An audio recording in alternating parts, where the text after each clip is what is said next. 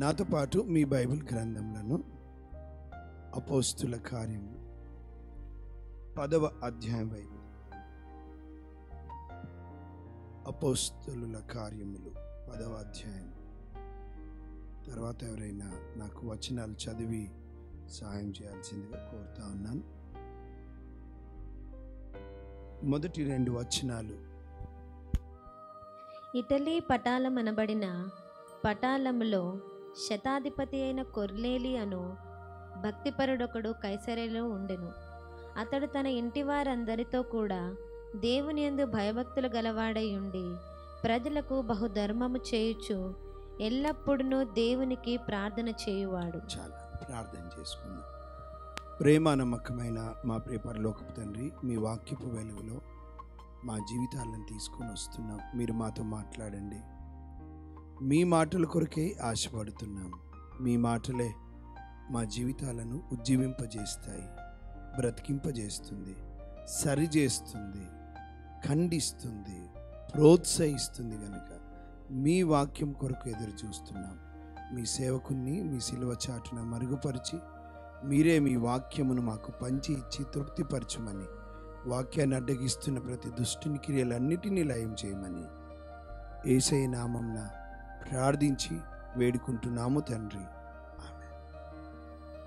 ఒక శతాధిపతి ఉన్నాడు, అంటే 100 మందికి పైగా ఉన్నటువంటి అధికారి. మంచి ఉద్యోగం ఉంది ఆయనకి, మంచి ఉద్యోగం. ఒక మంచి పై స్థానంలో ఉన్నటువంటి ఉద్యోగి ఆయన, శతాధిపతి. 100 మందికి పైగా ఉన్నటువంటి గొప్ప స్థానం ఉన్నటువంటి అధికారి స్థానంలో ఉన్నాడు కొర్నేలి. మంచి ఉద్యోగం ఉంది ప్రియులారా.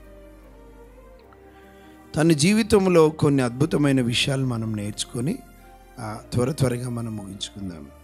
కొర్నేలి అనే మాటకి బూర అని అర్థం. ఆన్, కొమ్ము లేదా బూర అనేటువంటి అర్థం వచ్చేటటువంటి ఆ పేరు కలిగినటువంటి వ్యక్తి. ఈయన యూదుడు కాదు, అన్యుడు. ఈయన యూదుడు కాదు, అన్యుడు. అయినప్పటికీ ఎక్కడో ఒక స్థలంలో ఈయన ఈ నిజదేవుని యొక్క పిల్లల లేదా నిజదేవుని యందు విశ్వాసం ఉంచినటువంటి వారి చేత ఎక్కడో ప్రభావితం చేయబడ్డట్టుగా మనం చూస్తున్నాం. అన్యుడు కానీ ఎక్కడో ఎవరి ద్వారానో మనకు తెలియదు, లేదా ఆయన గమనిస్తున్నాడు. శతాధిపతి కనుక ఆ ప్రాంతంలో ఉన్న యూదుల జీవితాల ద్వారా ఎక్కడో నిజదేవుణ్ణి తెలుసుకోవాలన్న తపన, సత్యాన్వేషిగా లేదా ఆ మతాన్ని వెంబడిస్తున్నటువంటి వ్యక్తిగా ఉన్నట్టుగా మనం చూస్తూ ఉన్నాం. మంచి ఉద్యోగం మాత్రమే కాదు ప్రియులారా, చదివితే మనం అక్కడ శతాధిపతి అయిన ఒక కొర్నేలి అంటే మంచి ఉద్యోగం ఉంది. అంతేకాదు, ఉద్యోగం మాత్రమే కాదు, ఆయనలో ఉన్న కొన్ని అద్భుతమైన విషయాలు కూడా ఇక్కడ పరిశుద్ధాత్మ దేవుడు రాయించాడు. ఏంటిదంట? అనుభక్తిపరుడు, భక్తిపరుడు. ప్రియులారా, మంచి ఉద్యోగము మాత్రమే కాదు, మంచి భక్తిపరుడు. చాలామంది మంచి ఉద్యోగం ఉంటే, ఇప్పుడు శతాధిపతి అంటే మంచి పోలీస్ డిపార్ట్మెంట్లో అనుకోండి, మంచి పై స్థానంలో ఉన్నటువంటి వ్యక్తి. ఆ స్థానంలో అధికారం ఉంటుంది, ఆ స్థానంలో వివిధ రకాల వాటికి అవకాశం కూడా ఉంటుంది. తప్పుడు ద్రోవలు పోయే ప్రమాదం కూడా ఉంటుంది. అటువంటి స్థితిలో మంచి స్థానంలో ఉన్నటువంటి ఉన్నత అధికారంలో ఉన్నటువంటి కొర్నేలి గారు భక్తి జీవితం గడపడం అనేది చాలా గొప్ప విషయం, చాలా గొప్ప విషయం. ప్రాముఖ్యంగా ఇంతమందికి అధికారి అంటే ఎన్నో కేసెస్ డీల్ చేయాలా, న్యాయాన్ని అన్యాయం చేయొచ్చు, అన్యాయాన్ని న్యాయం చేయొచ్చు, డబ్బుల కొరకు ఏమైనా చేసే ప్రమాదం ఉంది ఆయనకి. కానీ తన జీవితంలో ఒక అన్యుడైనప్పటికీ యూదా మతమును ఆయన వెంబడిస్తూ ఉన్నాడు, ఆకర్షితుడయ్యాడు, ఆయన దాన్ని వెంబడిస్తున్నాడు. అటువంటి సమయంలో మనం గమనిస్తున్నాం, ఆయన మంచి ఉద్యోగం మాత్రమే కాదు, మంచి భక్తిపరుడు కూడా. ప్రియులారా, నేనేమంటానంటే దేవుని ప్రజలు, యవనస్తులు వినాలా, మంచిగా కష్టపడాలి, మంచి స్థితులలో ఉండాలి దేవుని ప్రజలు. ఆమెన్. దానియేలు గారు, అజరియా, అనన్య, మిషేల్ అంటే షడ్రక్, మేషక్, అబేద్నెగో గారు మంచి స్థానంలో ఉన్నారు కనుక దేవుని మహాకృప వల్ల వారు ఆ దేశంలో ఒక ప్రభావవంతమైన జీవితాన్ని జీవించగలిగారు ప్రభు మహిమ కొరకి. దానియేలు గారు కూడా చూడండి, ఆయన ముందు రాజులు మారారు కానీ ఆయన స్థానం అదే స్థానంగా ఉండిపోయింది. ఎంత చక్కగా రాజుని అక్కడున్న ప్రజల్ని ప్రభావితం చేయగలిగారు. క్రైస్తవులైనటువంటి యవనస్తులు బాగా చదువుకోవాలి, కష్టపడాలి, ఉన్నత స్థితిలో ఉండాలి, ప్రమోషన్స్ తీసుకొచ్చుకోవాలి, అక్కడ దేవుని మహిమ కొరకు బ్రతికే స్థితిలో ఉండాలి. ఆమెన్. అంతేకాదు ఈయన జీవితంలో ఉన్నటువంటి ఒక అద్భుతమైన విషయం ఏంటిదంటే భక్తిపరుడు. ఆ ఇంట్లో భార్య పిల్లలు ఉన్నారు, పిల్లలు ఎంతమంది ఉన్నారో తెలియదు మనకు, కానీ మంచి భక్తిపరుడు. ఇంటి యజమానుడు భక్తిపరుడు అయితే చాలా బాగుంటుంది ప్రియులారా. ఇంటికి పురుషుడు భక్తిపరుడై ఉండాలి. నోవాహు ఒక్కడు నీతిమంతుడు భక్తిపరుడు కనుక తన భార్య, తన కొడుకులు, తన కోడళ్లను కూడా ఆయన ప్రభు కొరకు సంపాదించుకోగలిగాడు. Praise the lord. ఇంటికి యజమానుడి భక్తిపరుడైండ. ఇంటి యజమాని ఇటు అటు ఉన్నాడు అనుకోండి, కుటుంబం అంతా కూడా సరైన భక్తిలో ఎదగదు. ఇంటి యజమానుడు పురుషుడు మంచి భక్తిపరుడైతే భార్య పిల్లలు ఆ భక్తి జీవితాన్ని వెంబడిస్తారు. వాళ్ళు ఇంటికి యజమానుడు చెడ్డవాడయింది అనుకోండి, భయం భక్తి లేనివాడు అనుకోండి, కుటుంబం అంతా కూడా భయభక్తులు లేకుండానే ఉండిపోతుంది.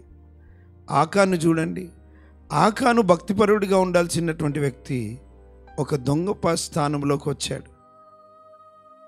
దేవుడు అన్నాడు ఎరుకోది ఏది ముట్టుకోవద్దు, అది శాపగ్రస్తమైంది అని అంటే ఆయన తెలియకుండానే దేవుని మాటకు దైవ సేవకునికి వ్యతిరేకంగా తిరుగుబాటు చేసి కావలసిన వాటిని తెచ్చుకొని ఇంటిలో దాచిపెట్టుకున్నాడు, భూమిలో, తన డేరాలో భూమిలో. ఒకరోజు మనకు తెలిసి ఏమైందో, పట్టుబడ్డాడు, దేవుడే పట్టించాడు. ఆకాను ఒక్కడు చేసిన పనికి ఆకాను కుటుంబీకులందరూ కూడా రాళ్లతో కొట్టి చంపబడ్డారు. నోవాహు ఒక్కను బట్టి కుటుంబం అంతా రక్షించబడితే ఆకాను ఒక్కను బట్టి కుటుంబం అంతా నాశనం అయిపోయింది.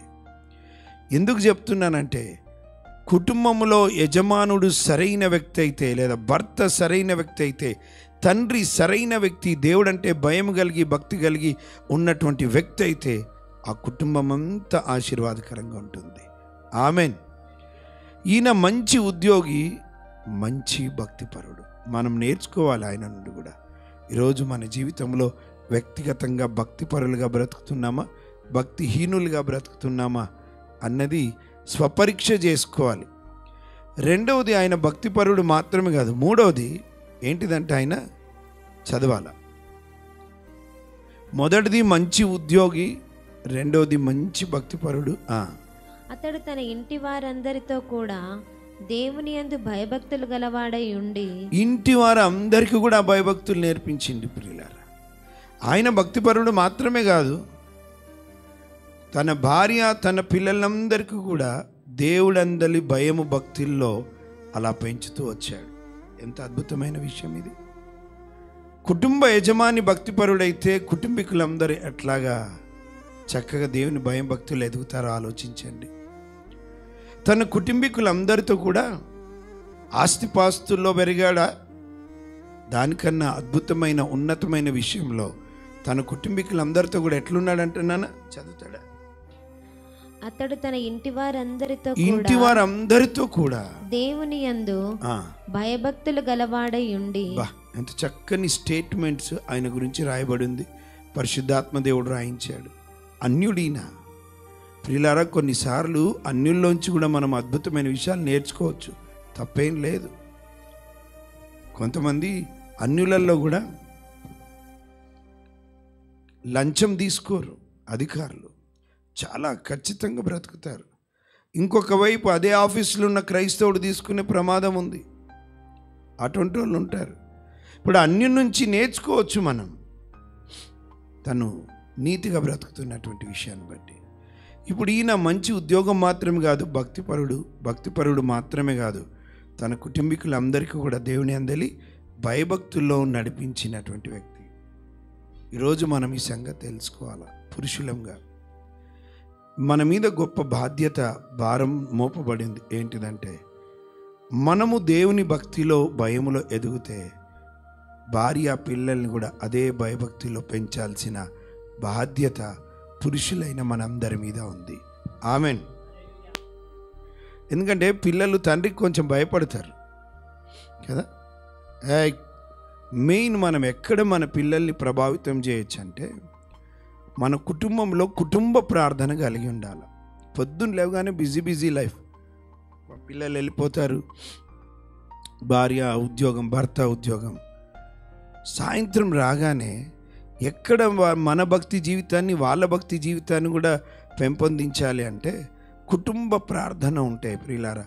వాక్య ధ్యానము, ప్రభుని ఆరాధించి వాక్యము చదివి ధ్యానించి ప్రార్థన చేస్తే ఆ భక్తి జీవితాన్ని, వారిని కూడా ప్రోత్సహించడానికి ఒక అవకాశం.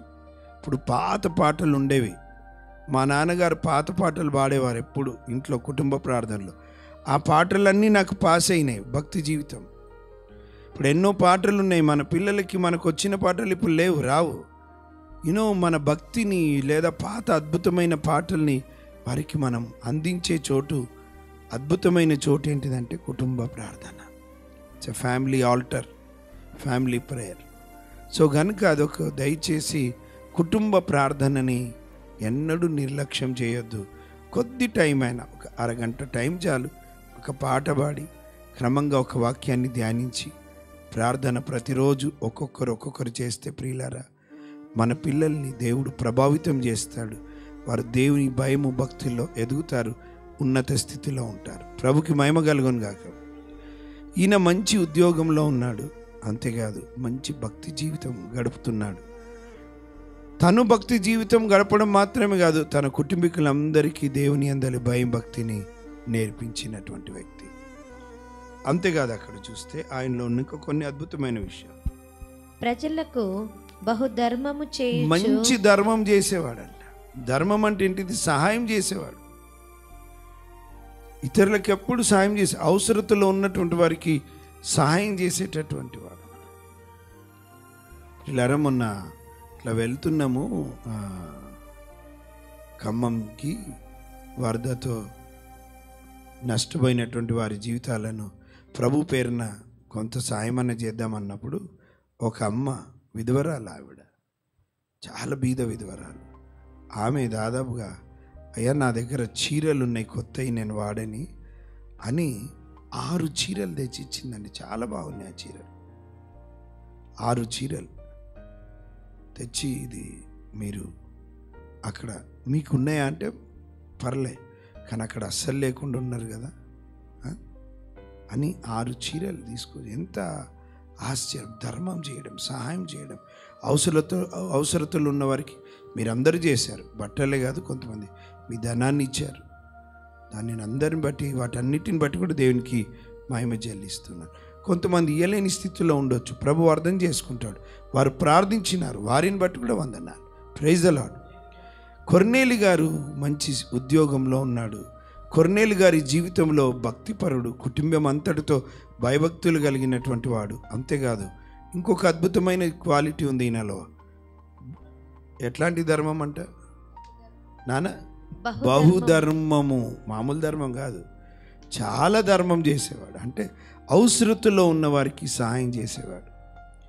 యూదులకు 2-3 చాలా, ఇవి మత్తయి సువార్త 6లో చూస్తాం. ఇవి ఖచ్చితంగా వాళ్ళు చేయాల్సిన పని. మొదటిది బీదలకు సహాయం చేయడం, రెండోది ప్రార్థన చేయడం, మూడోది ఉపవాసం ఉండడం, కూడా అవి ధర్మాలు. ఈయన యూదుల విశ్వాసాన్ని ఆచరిస్తున్నాడు. బహుధర్మం, మామూలు ధర్మం కాదు. ఉల్టా ఈయన నీతిగా బ్రతుకుతున్నాడు, న్యాయంగా బ్రతుకుతున్నాడు, భయభక్తులు కలిగిన వాడు. అంటే ఏం లంచాలు గించాలు తీసుకోవట్లేదు. పెద్ద ఆస్తి ఏమి ఉండకపోవచ్చు, నీతిగా బ్రతికితే ఏముంటుంది ఎక్కువ ఆస్తి? తాత ముత్తాతలు విడిచిపెడితే ఉండొచ్చేమో, కానీ మనకు వస్తున్న జీతం ఈ రోజులలో మనకే కరెక్ట్గా సరిపోతుంది. ఈయన తీసుకోకపోగా ఇంకొక అద్భుతమైన క్యారెక్టర్ ఏంటిదంటే ఇచ్చే గుణము కలిగి ఉన్న వ్యక్తి. బహుధర్మం అంట, మామూలు ధర్మం కూడా కదా, బహుధర్మము చేయవాడు. ఇది ఒక అద్భుతమైన విషయం. క్రైస్తవ జీవితంలో అవసరతలో ఉన్న వారికి సహాయం చేయడం అనే అద్భుతమైన క్యారెక్టర్ కలిగి ఉండాలి మనం అందరం. ఆమేన్. ఇవ్వాలి. మీకు తెలుసా, జీవమున్న ప్రతిదీ ఇస్తుంది. జీవమున్న ప్రతిదీ ఇస్తుంది. చెట్టు జీవముంది కనుక ఫలాలు ఇస్తుంది. ఒక మొక్క జీవముంది, పువ్వులను ఇస్తుంది. ఈ చెక్క చచ్చిపోయింది, ఇప్పుడు దీని నుండి ఏమి ఇయ్యదు, అభివృద్ధి రాదు, గివింగ్ రాదు కదా. చచ్చిన వాటిలోంచి ఏ ప్రతిఫలం ఉండదు. కోర్స్ ఆ బ్రతుకున్న చెట్టు ఈ దీన్ని ఇచ్చిపోయింది.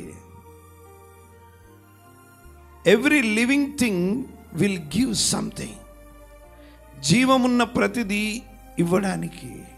ఒకటి మృత సముద్రము అని ఉంది. ఒకటి మృత సముద్రం, దానికి తీసుకోవడం తప్ప తిరిగి ఇవ్వడం తెలియదు. దానికి అదంతటిని తీసుకుంటుంది, దాంట్లో ఏది బ్రతకదు. మృత సముద్రం అంటారు దాన్ని. దాది తిరిగి ఇవ్వడం తెలియదు దానికి. ఇప్పుడు ఒక దగ్గర నీళ్ళు ఉన్నాయి అనుకోండి, ఒకటే దగ్గర ఆగిపోయినాయి అనుకోండి, చాలా డేంజర్ అది. నీళ్ళు పాడైపోతాయి, నల్లగా అయిపోతాయి, దోమలు తయారైపోతాయి, మలేరియా, డెంగ్యూ వచ్చే ప్రమాదాలు ఉంటాయి. నీళ్ళు ఫ్లో అవుతున్నాయి అనుకోండి, తేటగా ఉంటాయి.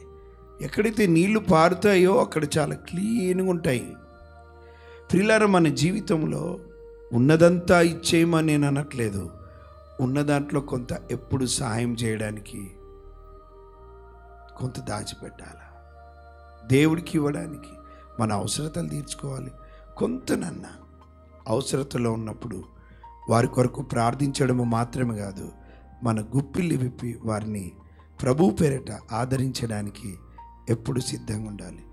ఈ వ్యక్తి క్రైస్తవుడు కాదు, కానీ చాలా అద్భుతమైన విషయాలు ఉన్నాయి. బహుధర్మము చేయవాడంట.